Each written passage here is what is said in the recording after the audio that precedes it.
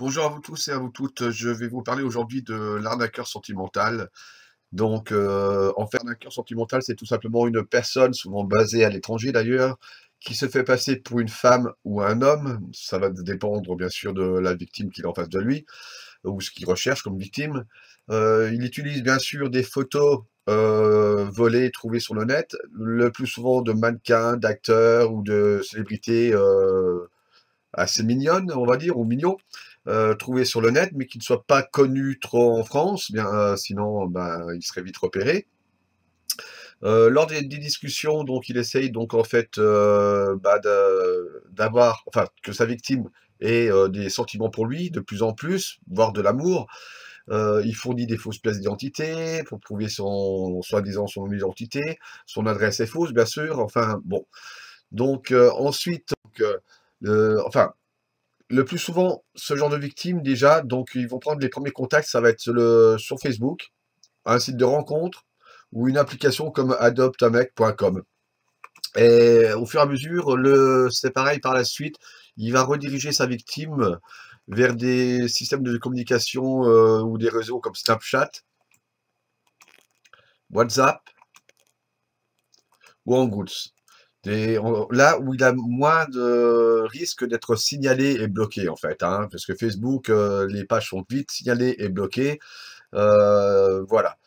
Donc ensuite, à savoir que si vous avez enfin vous êtes en relation avec un de ces escrocs, bien sûr bloquez-le partout, bloquez, le au niveau de votre messagerie, bloquez-le au niveau de réseaux.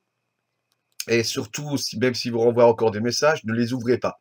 Ne les ouvrez pas, ne lui répondez pas, car ils sont très, très forts donc pour, essayer de récupérer, une de leurs victimes.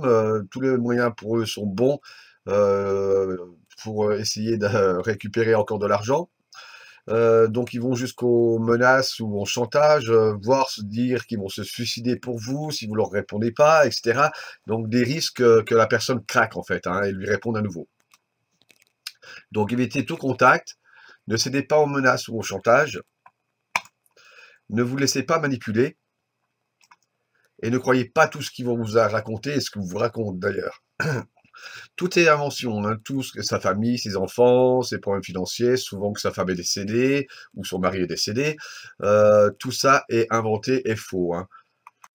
Donc si vous êtes victime d'un arnaqueur et que vous en êtes rendu compte, donc rassemblez tout ce que vous avez sur lui, c'est-à-dire toutes les photos reçues, les copies de vos conversations, numéro de téléphone, les liens vers son profil, genre, sa page Facebook, ses identifiants Snapchat ou autres, les bons de paiement que vous auriez fait ou les traces de virement que vous lui auriez fait. Donc rassemblez tout ceci et donc allez déposer plainte et voici la procédure.